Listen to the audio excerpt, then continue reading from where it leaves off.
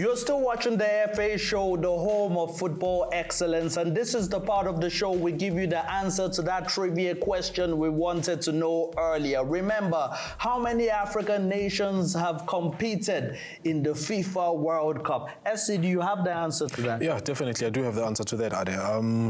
Only 13 African countries have ever played at the World Cup, FIFA World Cup. Man. 13 countries from Africa, out of so many.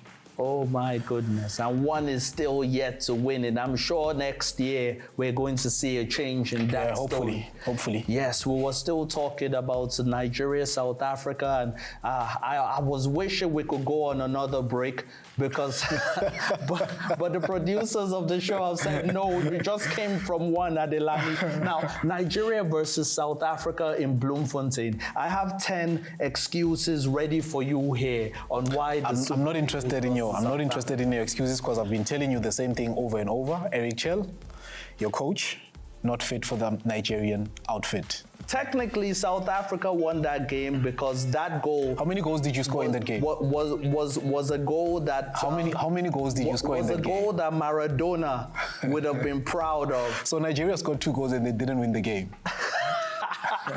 Calvin Bass's goal should have been ruled out.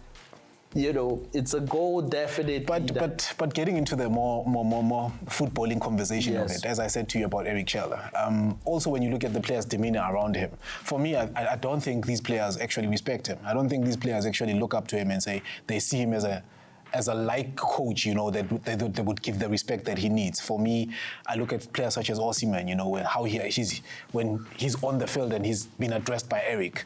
Also, if you look at when he does the subs, also when you look at players are injured, for instance, you know, there's conversations that happen between player and coach when they're in those moments. And when you see that with Erich Chelle and his players, but what doesn't give you game plan from what you saw? I think the game plan for Nigeria was just to hold off South Africa, to be honest with you. If you look at how they started the game, both teams actually, I think, were a bit nervous starting off the first 15 minutes. And as they went into it, you could tell that Nigeria, because of the jet lag, because of how they fared in the qualifier so far, they're not going to get into this game. And I looked at that and I said, I'm worried about what happens in the middle field for Nigeria. Are they going to be able to contain what Debo Mokwena is going to bring, what we call Master Chef, which is Sipho Mbule, going to bring? He was amazing. Other than that, that was the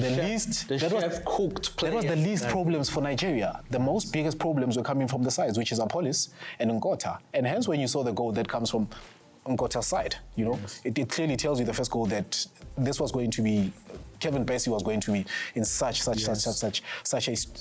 difficult position. Yes, and also the captain of Nigeria scoring an own goal there, Benjamin Fredericks. That's the future of Nigeria's defense. 100%, I can agree with you on that. Yes, well, let's move on from that story and talk about Gabon and Côte d'Ivoire. Well, Gabon, without Pierre-Emerick Aubameyang, still did the business, and Côte d'Ivoire, the current kings of African football, along with Tunisia, they're the only 2 teams that are yet to concede a goal in this qualifiers. You know, man, Ivory Coast plays such beautiful football, man. How they conduct themselves on the pitch, it clearly shows that they're a well-experienced team. Frank Kessie in the middle field is commanding of that space, you know. He's not going to let any other player boss him around.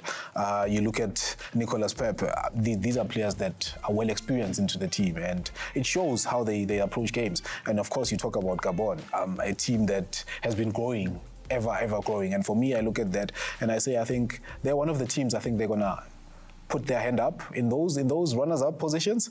Some people they're going to eat somebody's school fees here, I'm telling you. When you look at this Gabon team, it's very dangerous. Yes, well, hey, youth, you know what they say about youth. It isn't just an age, it's a mindset of limitless possibilities. Here are 3 young, unbelievably gifted talents that showcase the absolute gold in human form that the continent has been blessed with. Coming in at number 3 is Dylan Livramento. The 24-year-old Italy-based striker, born in Rotterdam to Cape Verdean parents, struck the decisive goal in the 54th minutes against Cameroon, his third of the campaign after a brace against Angola in March. His clinical finish not only sealed a famous win, but also placed the Blue Sharks within touching distance of football's biggest stage. Coming in at number 2 is Dennis Bouango. In the absence of Pierre-Emerick Aubameyang, Bouango proved the hero to help Gabon secure top spots in Group F. The American-based striker arrived late after an almost 24-hour flight from Los Angeles, but shrugged off the jet lag to bag a hat-trick as Gabon easily beat Seychelles 4-0 in their World Cup qualifiers. He is the top goal scorer with 8 goals. At number 1 is Mbokazi. There was a ton of pressure on his young, broad shoulders in Bloemfontein, but the imposing 19-year-old stole the show. Africa's best Ademola Lookman spent 90 minutes in Mbokazi's back pocket. The Orlando Pirates ace is destined for the best leagues in the world. At 19, he's both raw and almost complete. South Africa should be proud to have unearthed a diamond worth millions. Now, so those are all my diamonds. Do you agree with it? Do you disagree with it? Yeah, I think for a minute there you stole one of my scripts. You spoke about Dennis Bouanga. What a player, man. Yes. 8 out of 8. Quite impressive when you look at what he does. You spoke about Mbegezile Mbokazi. What a fresh of breath air for South Africa.